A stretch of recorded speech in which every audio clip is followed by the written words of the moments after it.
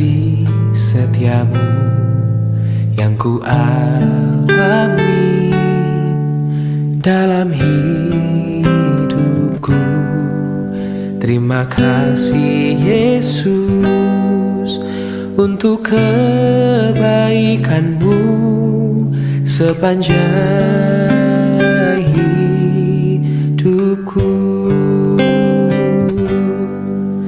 Terima kasih Tuhan untuk kasih setiamu yang ku alami dalam hidupku.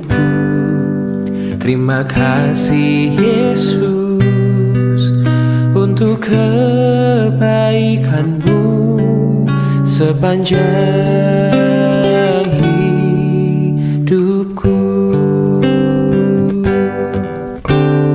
Terima kasih Yesusku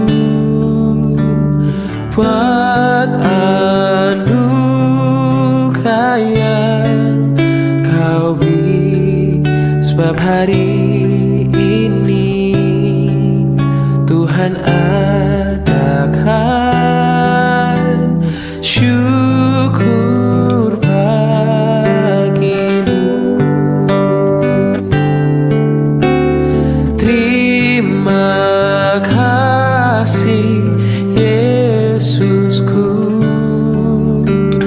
buat anugerah yang kau beri, sebab hari ini Tuhan adakan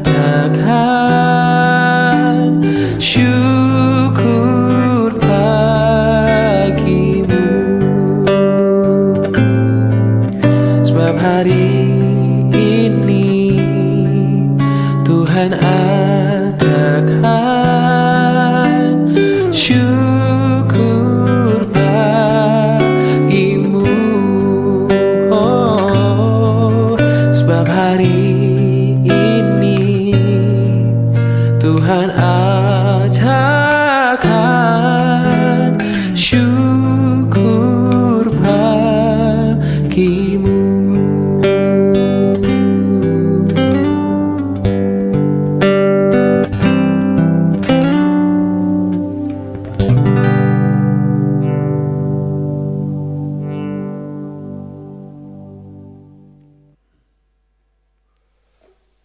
Shalom Bapak Ibu sekalian, selamat hari Jumat. Kita akan terus berkomunikasi dengan Tuhan sebelum kita melanjutkan kehidupan kita. Kita berdoa. Tuhan, terima kasih Engkau nyatakan kebaikan bagi kami. Nafas masih melekat pada tubuh kami, jiwa dan roh kami. Terpujilah namamu. Ya Bapa, firman-Mu menjadi kekuatan dan pelita bagi kehidupan kami. Kami akan mendengarkannya sebelum kami melangkah untuk pekerjaan kami. Tuhan, buka hati kami dalam nama Yesus. Amin. Jemaat yang dikasihi Tuhan Yesus Kristus, tempat kediaman yang kekal. Tempat kediaman yang kekal, inilah tema renungan kita pagi hari ini. Tempat kediaman yang kekal. Ada istilah home sweet home. Artinya rumah tempat tinggal kita menjadi tempat yang paling nyaman dalam kehidupan kita. Apapun yang kita lakukan di luar sana, kita akan tetap merindukan rumah kita. Ketika sampai di rumah bertemu dengan istri, suami, anak-anak, terciptalah suasana yang begitu manis. Home sweet home.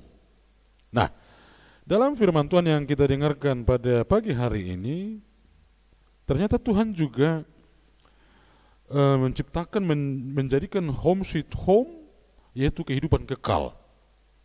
Rasul Paulus mengatakan dalam konteks dia sebagai penginjil bahwa sekalipun tubuhnya hancur, tubuhnya lenyap dalam memberitakan Injil, dan pada suatu saat nanti rumah di dunia ini akan dibongkar, ya.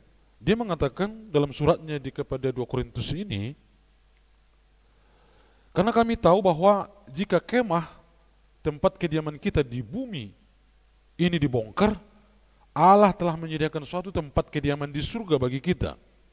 Suatu tempat kediaman yang kekal, yang tidak dibuat oleh tangan manusia. Sebagus apapun rumah kita saat ini, senyaman apapun rumah kita saat ini, sebesar apapun rumah kita saat ini di dunia ini, jauh lebih indah, jauh lebih nyaman di rumah yang akan disediakan Tuhan bagi kita, yaitu kehidupan kekal.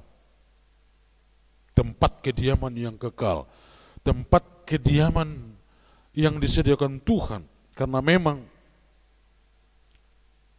rumah kediaman di dunia ini akan dibongkar pada waktunya nanti. Ketika itu terjadi, kita diingatkan jangan takut kehilangan apapun, jangan takut dengan kondisi apapun di dunia ini, sebab bagi kita yang setia dan percaya, rumah kediaman yang kekal akan disediakan Tuhan kepada kita.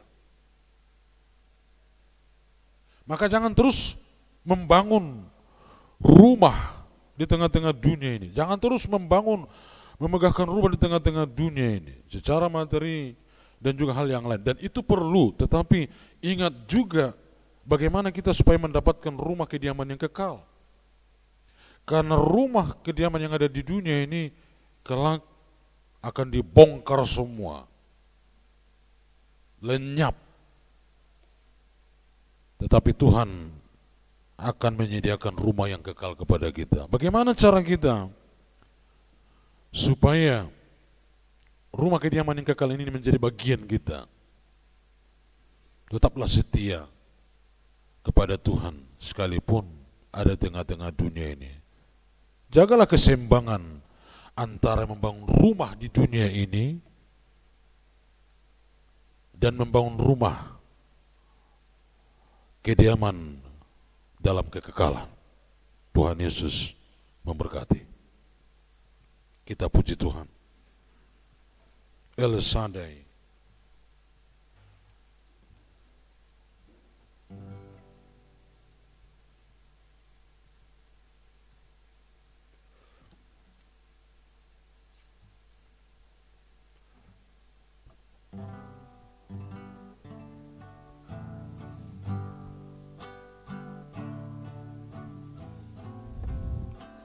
Tak usah ku takut, Allah menjagaku. Tak usah ku bimbang, Yesus peliharaku. Tak usah ku susah, Roh Kudus hiburku. Tak usah ku cemas, Dia memberkatiku. El Shaddai, El Shaddai, Allah Maha Kuasa. Dia besar, Dia besar, El Shaddai mulia. El Shaddai, El Shaddai, Allah Maha Kuasa. Berkat-Nya melimpah, El Shaddai.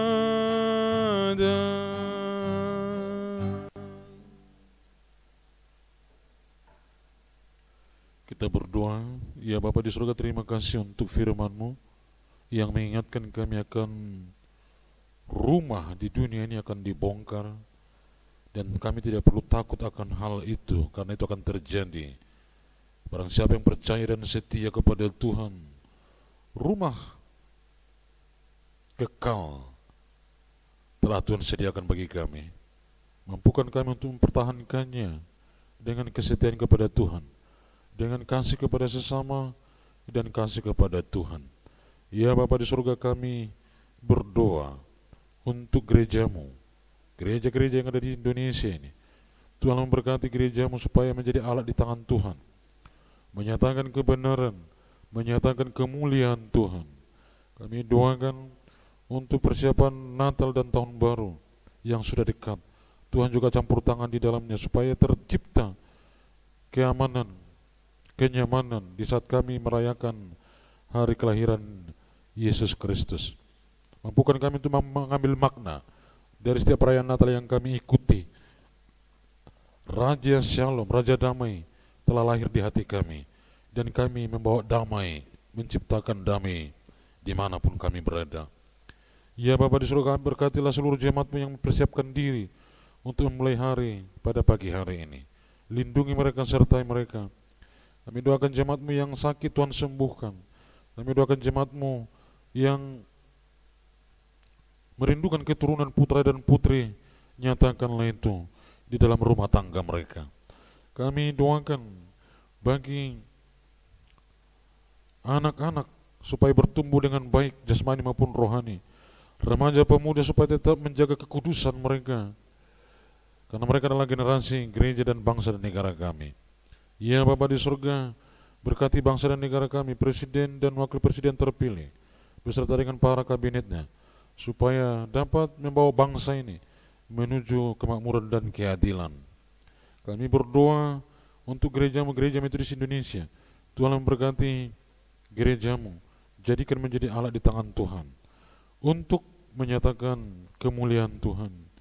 Kami berdoa untuk dunia ini, berkatilah bangsa-bangsa, para pemimpin-pemimpin bangsa dapat menciptakan kedamaian di antara bangsa mereka, sehingga damailah bumi ini.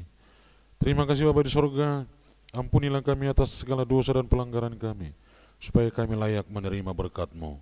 Terimalah berkat dari Tuhan.